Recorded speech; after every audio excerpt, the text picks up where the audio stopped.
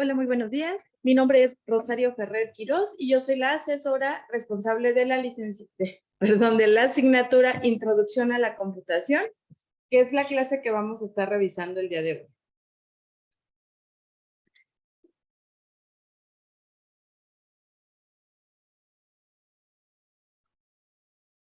Bueno, ¿cuáles son los temas que vamos a estar revisando? Introducción a la computación, conceptos básicos del sistema operativo, elementos de un sistema de cómputo.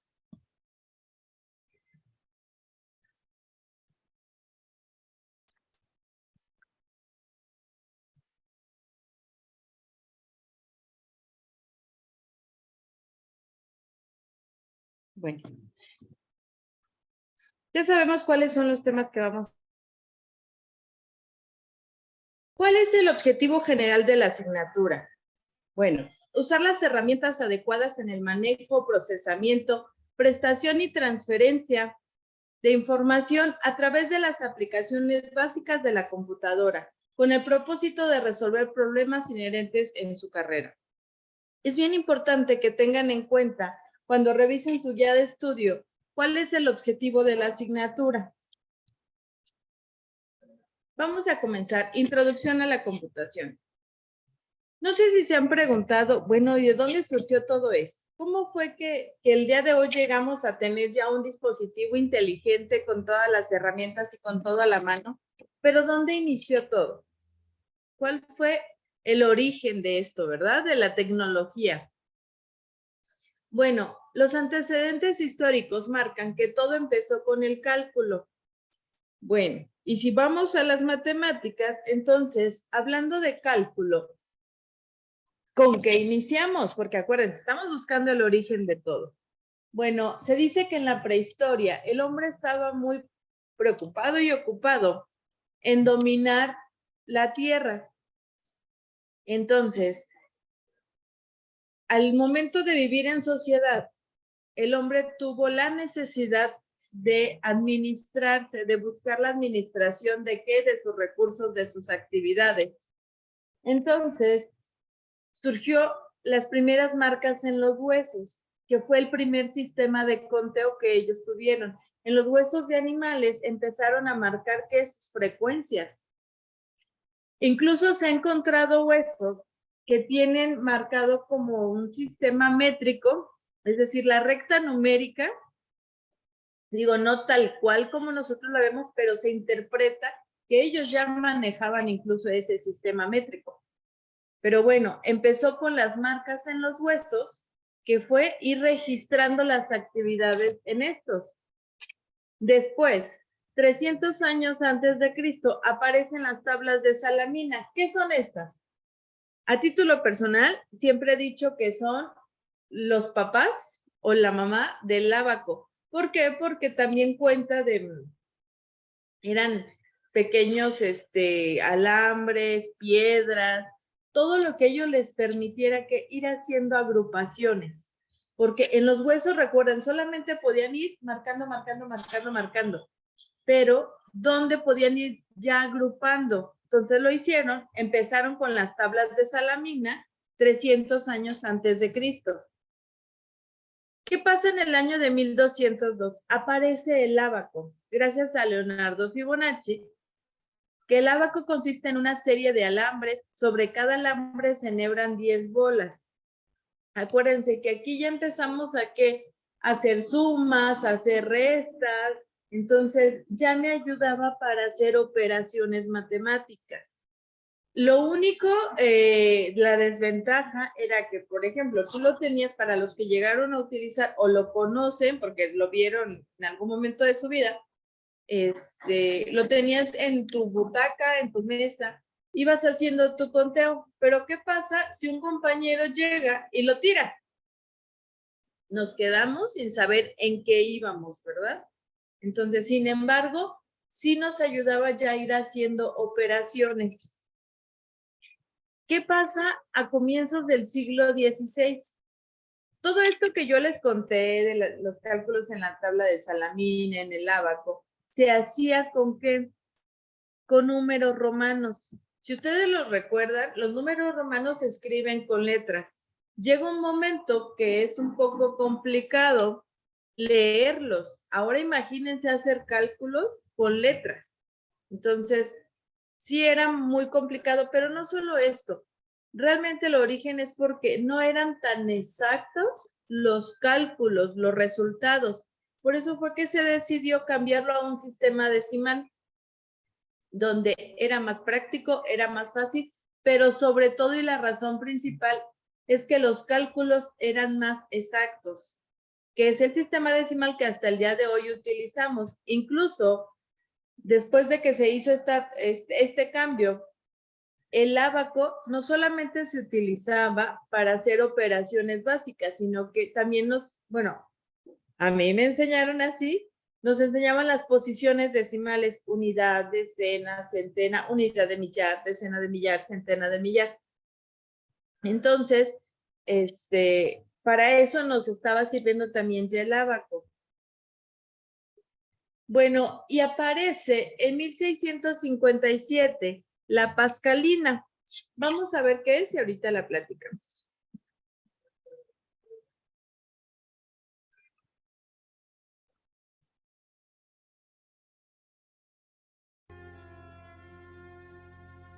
En el año 1639, la familia Pascal se muda a Rouen y con 19 años, Blaise comienza a trabajar por primera vez como inventor. Para ayudar a su padre en su trabajo de empleado de la oficina de impuestos, construye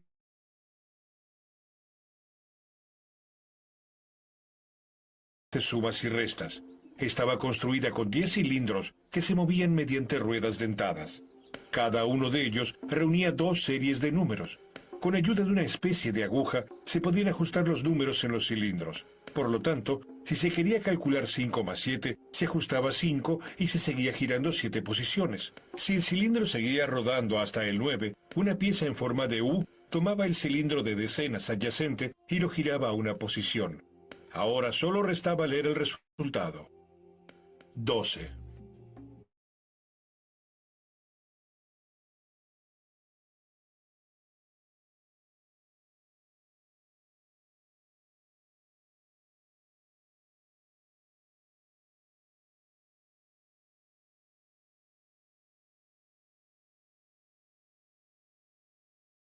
Posible fabricar ruedas dentadas con la precisión requerida. Esto hacía que los componentes de esta compleja máquina se trabaran constantemente, lo que obligaba a menudo a desarmarla completamente para repararla. El comienzo del fin del éxito comercial para Pascal. En una oportunidad presentó su máquina ante Cristina, la reina de Suecia, pero no tuvo éxito. Sin embargo, la máquina resultó ser un modelo de muchos de los futuros aparatos de cálculo mecánicos.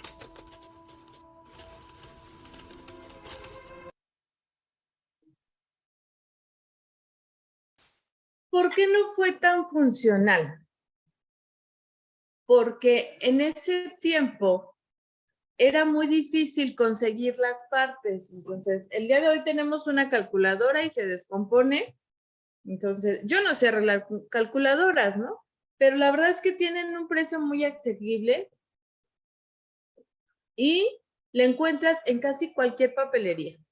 Entonces, no es nada complicado sustituir una calculadora, pero en ese entonces sí no habían las partes, una, y segunda, no cualquier persona tenía la capacidad cognitiva, intelectual, para poder desarmarla y volverla a armar. Solamente era Blaise Pascal. Entonces, pues sí era de, bueno, si se traba, entonces hasta que él lo haga, porque yo no sé. Por eso es que no fue realmente no fue un éxito su Pascalina. Sin embargo, ¿por qué se considera? Porque fue la primer máquina mecánica que nos permitía, bueno, yo no estuve ahí, ¿verdad? Pero que permitía conservar resultados. ¿Recuerdan que les platiqué en el abaco que si llegaba el compañerito y te lo tiraba, pues ya no supiste en dónde te quedaste, qué ibas a sumar, en qué ibas restando? Sin embargo, la pascalina sí te permitía eso, te permitía guardar resultados, lo cual sirvió después como base para las siguientes máquinas de cálculo. Vamos a ver un poquito lo que es las ciencias de la computación para ver cómo cambia de una generación a otra. No hay una generación única de computadoras, no es como que se maneje una generación en todos los libros, porque algunos autores definen más sobre el tiempo en que aparecieron, otros clasifican de acuerdo a que de una generación a otra cambia abismalmente el tamaño. De ser una habitación completa se va a ir compactando a lo que hoy tenemos una computadora personal, un dispositivo inteligente, no se ve, un dispositivo inteligente. Entonces, otros era de acuerdo al material y a las funciones que iba desarrollando las nuevas generaciones. Pero ¿por qué se aceptan todas? Porque de alguna manera van ligadas. Porque sí, al momento que cambia de una generación a otra, cambia la capacidad con la que trabaja, cambia las cosas que puede, las tareas que puede realizar la computadora, cambia el tamaño, cambian los materiales. Entonces, la verdad es que todas van unidas. Por eso es que se aceptan todas. Y no hay como tal una clasificación o generación única. Lo comento por si de repente leen un texto y encuentran algunas clasificaciones por tamaño, otras clasificaciones por materiales que utilizaban las máquinas, otra clasificación por el rendimiento y las tareas. Vamos a ver esto.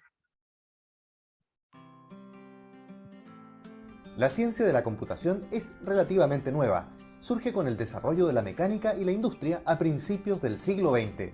Por un ratito, piensa en todo lo que puede hacer un computador. Exacto, los computadores muchas veces hacen cosas de humanos. Calcular, memorizar, moverse, enviar correos, jugar. Pero para lograr esto, es necesario que una persona le diga exactamente qué, cómo y cuándo hacerlo. O sea, lo programe. Si los computadores y los programas trabajan juntos, la programación en realidad se trata de dar órdenes. Pero, ¿cómo llegamos a la informática de hoy? La historia es larga. Desde el ábaco hace más de 4000 años, pasando por un comerciante de textiles que, en 1800, demostró que las máquinas podían ser controladas por sistemas binarios al ordenar códigos de ceros y unos para dar instrucciones a un telar. Harta agua ha pasado bajo el puente hasta hoy. La historia es muy interesante.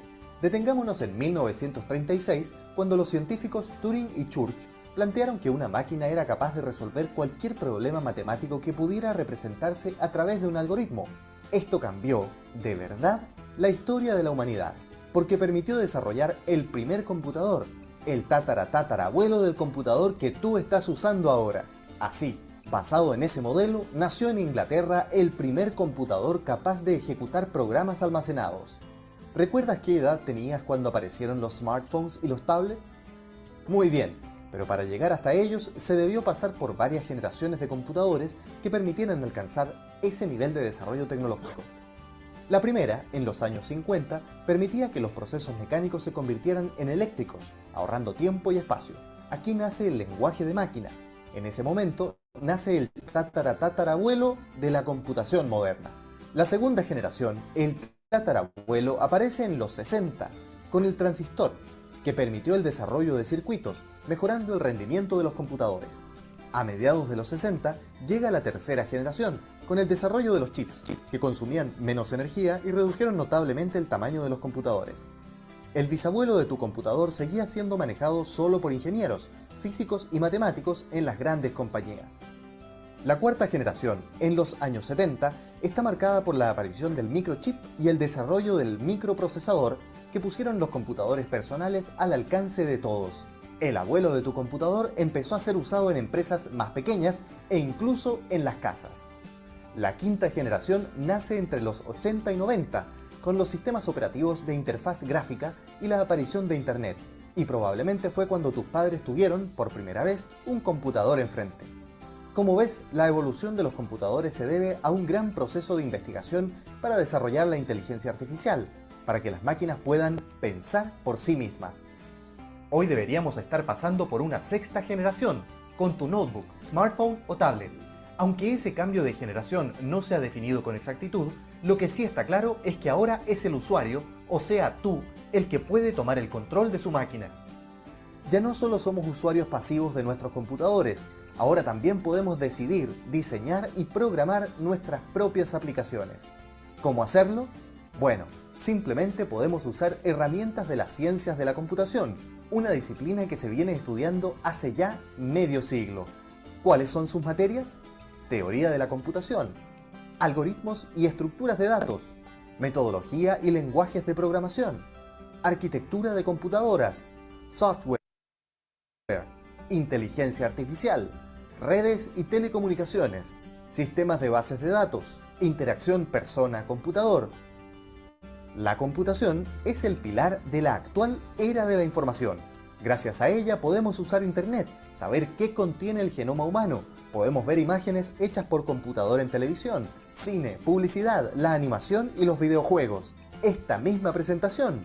Incluso tienes la posibilidad de programar y crear tu propio software. Como ves, la informática es algo que se seguirá desarrollando y tú puedes ser parte de ese futuro. Como pueden ver, llegó para quedarse, ¿no? De las cosas que... Y no solo se quedan, sino que se van renovando. Si ustedes, siempre les pongo de ejemplo que a raíz de la pandemia, yo creo que se marca otra generación, porque todas aquellas personas que decían, a mí háblame porque yo no sé mandar un mensaje, porque yo no sé esas cosas del diablo, a mí el teléfono es para hablar y nada más. Se tuvieron que enseñar, las mamás sufrieron al inicio, porque en la escuela fue de mandamos tareas por WhatsApp, manden evidencia de los trabajos, las videollamadas, las videoconferencias. Esta parte no hubo una persona que les dijera, ¿sabes utilizar una computadora? ¿Sabes hacer una videollamada? ¿Sabes tomar videos, evidencias y compartirla a través de una plataforma o a través de un WhatsApp?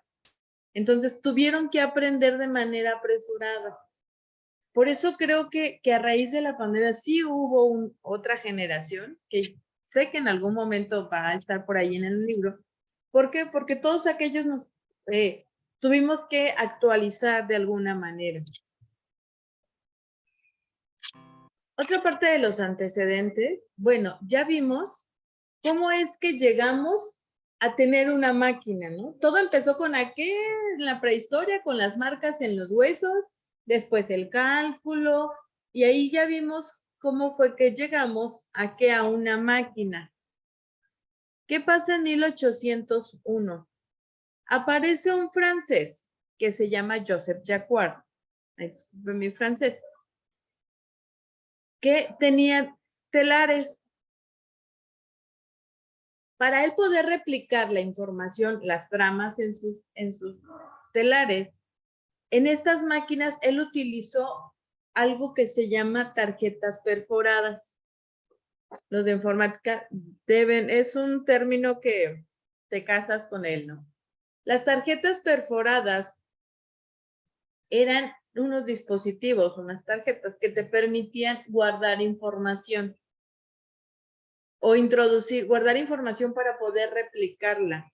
Entonces, él hizo que ahí pudiera él reservar las figuras o la información de cómo iba a replicar sus telares.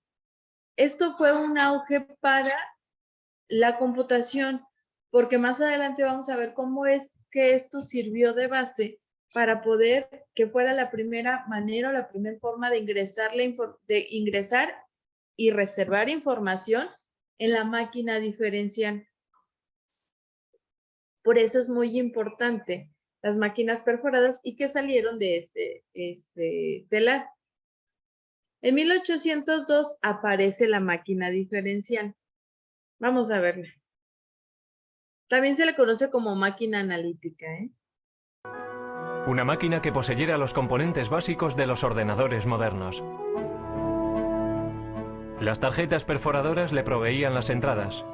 Un mecanismo llamado el molino hacía los cálculos y el almacén guardaba los nombres como memoria. Lo llamó el motor analítico.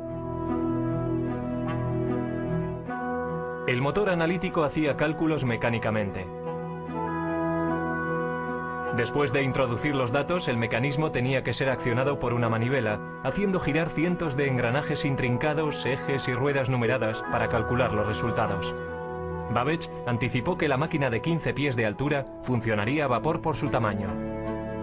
Pero Babbage nunca construyó una máquina. Su protoordenador se colapsó antes de que pudiera completarlo. Fue víctima de herramientas imprecisas y de la falta de fondos. Todo esto ocurrió 100 años antes de que se volviera a concebir la idea de un aparato así.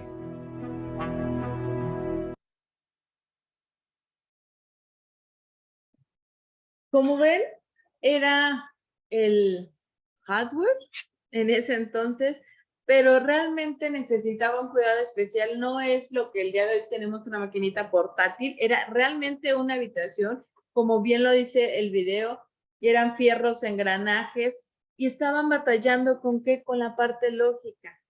Claro, primero, ¿dónde vamos a construir, no? La idea la tenemos desde la pascalina, cómo la máquina puede ir haciendo cálculos, porque por eso es que se comienza con el primer sistema de conteo, porque realmente estas máquinas se iniciaron para hacer cálculos, grandes cálculos.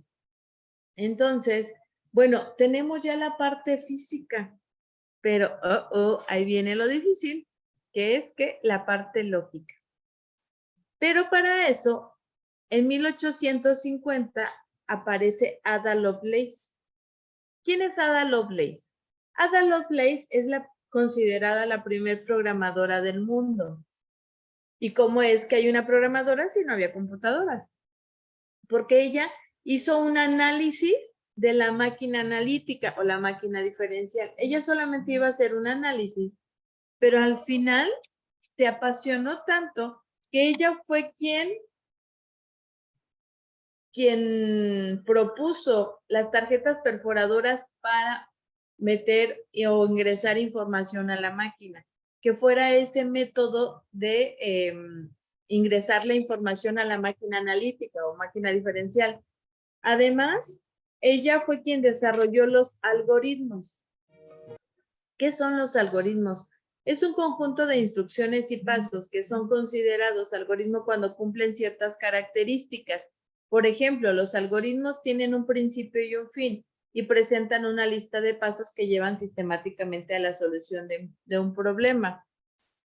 Ella fue quien dijo, y hasta el día de hoy, cada software que se desarrolla debe de tener un planteamiento inicial, que es el algoritmo, es, a ver, ¿qué quieres hacer? Porque no es de, deja ver qué me sale, empezar y escribir líneas de código y a ver qué sale. No, ustedes lo van a ver incluso con su materia de programación, cómo es que primero te hacen un planteamiento de un problema y a partir de ahí tienes que analizar los pasos que tienes que considerar para desarrollarlo.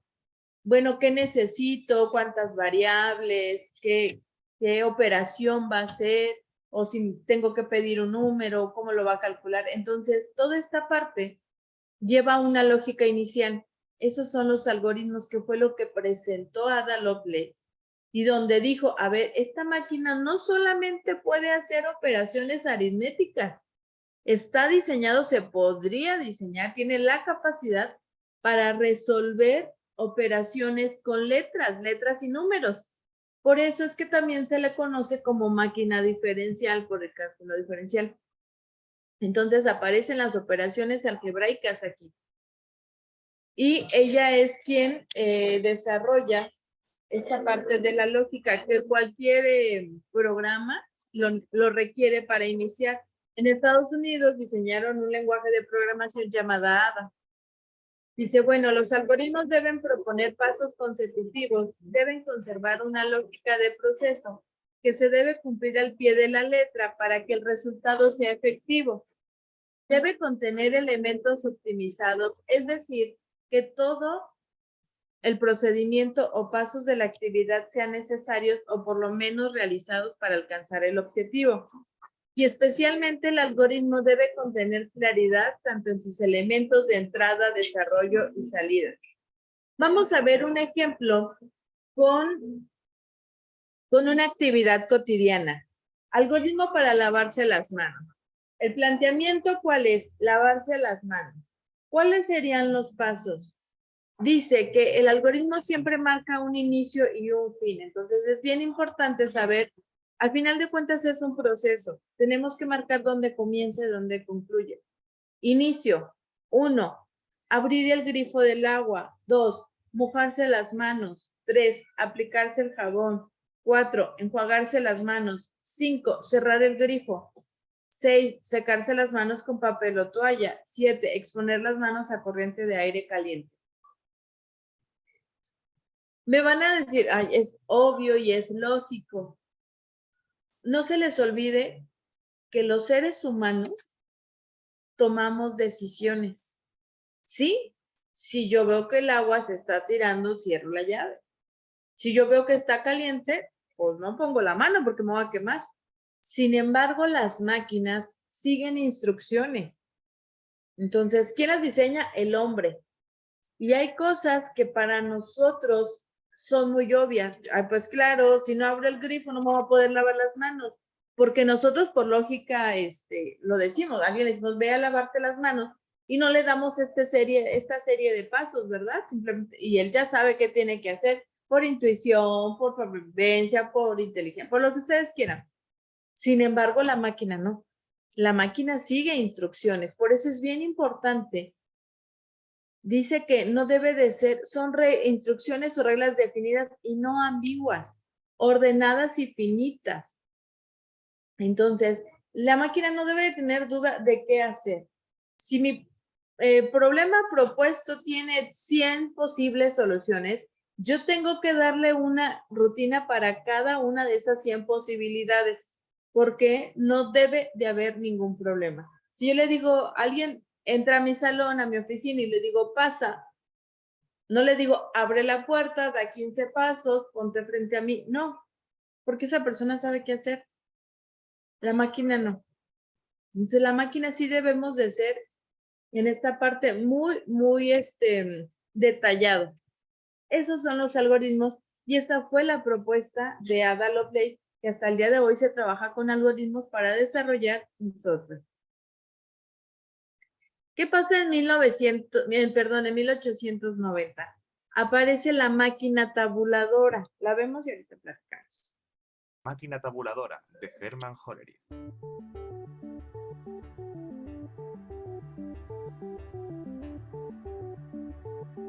Nos situamos en el año 1880. Estados Unidos tenía un problema con el censo de la población. Le llevó 7 años elaborarlo. Se le fue de las manos, se salió de madre o cualquier otra expresión que signifique que se desbordó. Según las proyecciones de los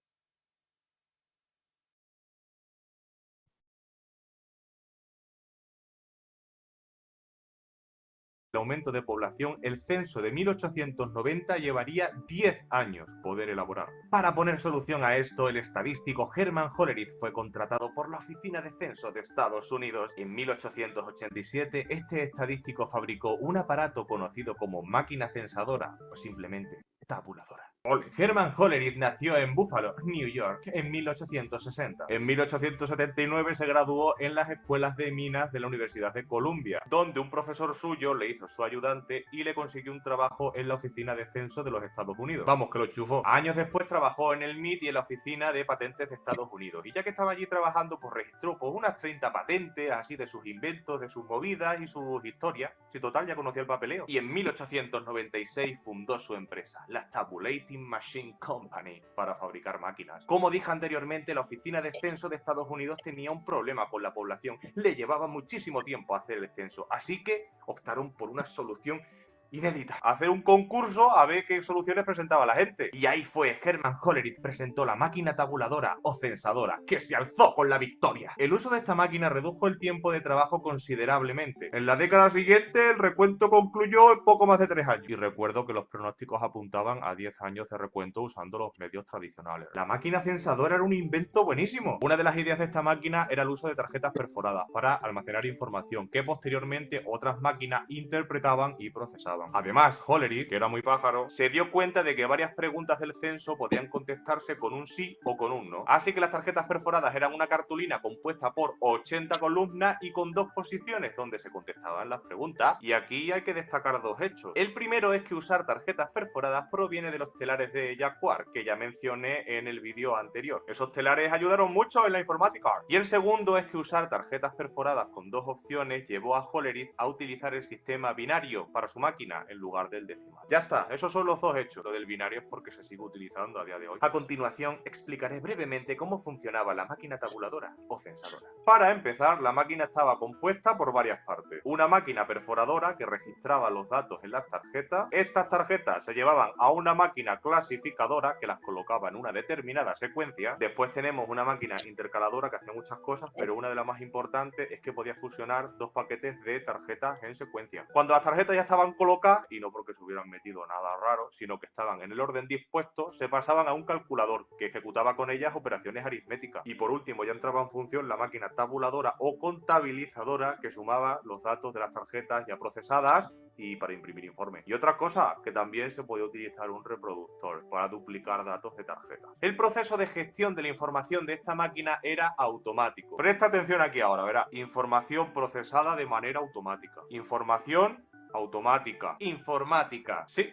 Hermann Hollerith es considerado el primer informático de la historia, puesto que es la primera persona que consiguió el tratamiento automático de la información. Pregunta de trivial fijo. Pero había inconvenientes en la máquina tabuladora, y es que aún seguía siendo necesaria la intervención humana para llevar las tarjetas perforadas de un sitio a otro. Además, las diferentes máquinas por separado tenían que ser alimentadas, puestas en marcha y paradas. Aún así, en el siguiente concurso que organizó la Oficina de Censo de Estados Unidos, Hollerith revalidó su victoria. Su máquina era la mejor. No obstante, la población siguió aumentando y Hollerith se negaba a reducir sus tarifas. Por una cosa que se ponían muchas perras y muchas voces se alzaron en su contra. Es que Hollerith tenía el monopolio y estaba muy mal visto. Para el censo de 1910, el nuevo jefe de la oficina de censo, Simon Newton Dexter North, decidió prescindir de los servicios de Hollerith. ¡Pa' tu casa, hombre! Las patentes de la máquina tabuladora parecían hacer inviable un nuevo diseño de otra máquina que fuera legal, claro. ¿Recuerdas que te he dicho que Hollerith trabajó en la oficina de patentes de Estados Unidos? Anda que pájaro. Pero Simon Newton, el nuevo jefe de la oficina de censo, junto a la ayuda del ingeniero eléctrico James Powers, que no hay cosa más graciosa que ser ingeniero eléctrico y apellidarte Powers, se lo han puesto adrede. Bueno, pues estos dos al final consiguieron presentar un nuevo diseño que acabó con el monopolio de Hollerith. Hollerith estaba ya cansado, lo tenían ya hasta los huevos, y vendió su empresa a Charles R. Flint en 1910. En 1911 esta empresa se fusionó con otras dos, que tras pasar por las manos de Thomas Watson, ya por el año 1924 le decidió cambiar el nombre. ¿Por cuál? Por el de International Business Machines. Qué inglés más bueno tengo, de verdad, ¿eh? Vamos, que fundaron IBM. Pregunta de trivia. Y ya está, ya ha terminado. Acá está bonito. ¿Sabías esto de la máquina tabuladora? ¿Qué te ha parecido esta parte de historia de la información? Ya vemos aquí la función de que de las máquinas tabuladoras, las tarjetas perforadoras. Lo que les decía en un inicio, ¿no? De que fue el método de entrada propuesto inicialmente por Ada Lovelace. ¿Qué podemos rescatar del video? ¿Se acuerdan que en un inicio pasamos del sistema de números romanos a un sistema decimal? Bueno, hubo otro cambio. Computacionalmente se maneja el sistema ¿qué? El sistema binario. Entonces, nosotros podemos ver en la pantalla una imagen, es más, en este momento pueden ver una imagen, un video. Yo meto mi cálculo para hacer, mis números para hacer un cálculo con sistema decimal. Sin embargo, al momento de yo ingresar, la máquina hace esa interpretación y todo lo maneja con ceros y unos. Es más fácil, más práctico, más funcional y más rápido para la computadora. Entonces, eso ya lo hace internamente. Yo ya no veo o no trabajo con ceros y unos. Conceptos básicos del sistema operativo. La historia de los sistemas operativos. El concepto de sistema operativo surge en la década de los 50. El primer sistema operativo de la historia fue creado en 1956 para un ordenador IBM 704. Y básicamente lo único que hacía era comenzar la ejecución de un programa cuando el anterior terminaba. Aquí tenemos, bueno, esto, una pequeña línea del tiempo sobre cómo iniciaron los sistemas operativos o cómo fueron evolucionando.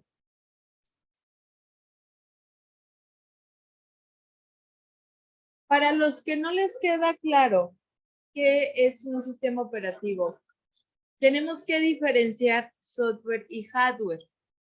Regularmente cuando alguien menciona software, todo mundo pensamos, o la mayoría piensa en una computadora. El día de hoy, en la actualidad, la verdad es que encontramos software en todos lados.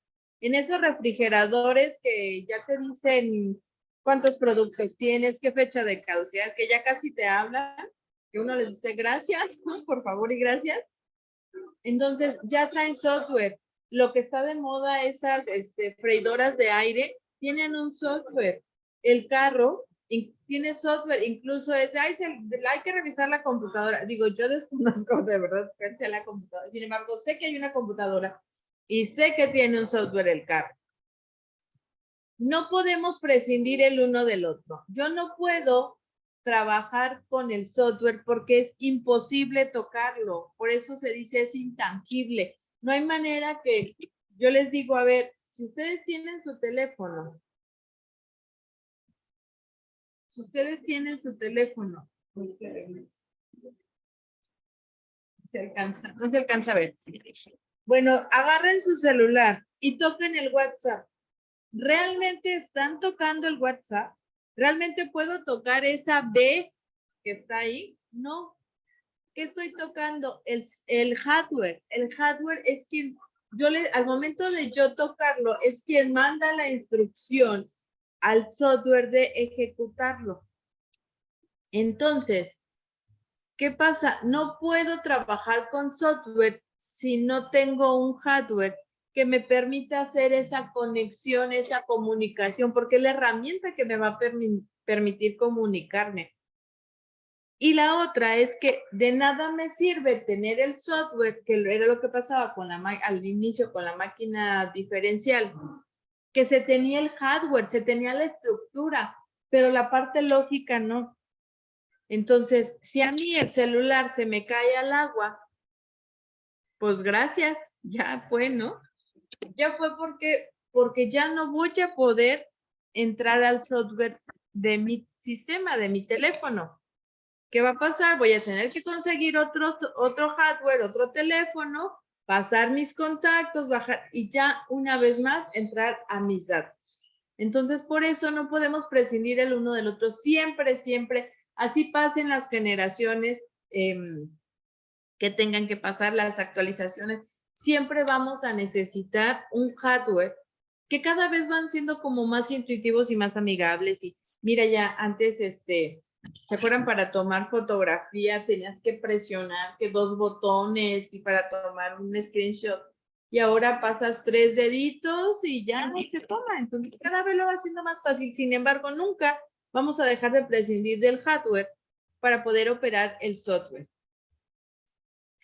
En la segunda generación de las computadoras aparece el software, aparece ya esta distinción entre lo que era hardware y software, y cada uno tiene sus categorías. Por ejemplo, hardware tiene dispositivos de entrada, de procesamiento, de salida y de almacenamiento. ¿Cuál es la diferencia? De entrada, son todos aquellos dispositivos que nos permiten ingresarle información a la computadora. ¿Con qué le puedo ingresar información? El mouse. El mouse me permite darle instrucciones. El teclado me permite ingresar información, una USB. De procesamiento tenemos el CPU, ¿no? La unidad central de procesamiento. Aunque una computadora personal no la vemos como tal, no vemos tan fácilmente como una computadora de escritorio de que, mira, este es el procesador, este es el CPU, aquí está el procesador, no. Sin embargo, todos los dispositivos tienen una unidad central de procesamiento. La salida es todos aquellos dispositivos que me permiten visualizar u obtener información ¿de qué? De la computadora. Por ejemplo, la pantalla me permite visualizar lo que tengo. Los altavoces o bocinas me permiten escuchar los audios que tengo. si yo quiero pasar, por ejemplo, si yo quisiera ingresar esta hoja física a mi computadora, lo tendría que hacer como si fuera de entrada, un dispositivo de entrada, tendría que ser el escáner para pasar de lo físico a lo digital. Pero ¿qué pasa en la salida? Bueno, yo tengo el documento en mi computadora y ahora lo necesito impreso. Pues claro, utilizo la impresora. De almacenamiento tenemos, creo que aquí también ya viene otro cambio generacional, porque se inició con los discos, que eso no me tocaron a mí, los de 5 1/4, que eran unos discos de acetato, donde te permitía guardar información. Después llegan los disquetes o discos de 3 1/2, eso sí me tocaron. La verdad es que ahorita sería irrisorio la capacidad, sin embargo, en ese entonces no había gráficos, o sea, realmente eran números y letras, no era tanto gráfico, que al final de cuentas sabemos que todos los archivos multimedia es lo más pesado, no había en ese momento. Después aparecen los CDs, que se hicieron muy famosos, ¿verdad? Con la música y demás. Pero bueno, ¿pero qué pasa? Después llegan las memorias USB. Creo que todo el mundo las conoce, pero ¿qué ventaja y desventaja tienen?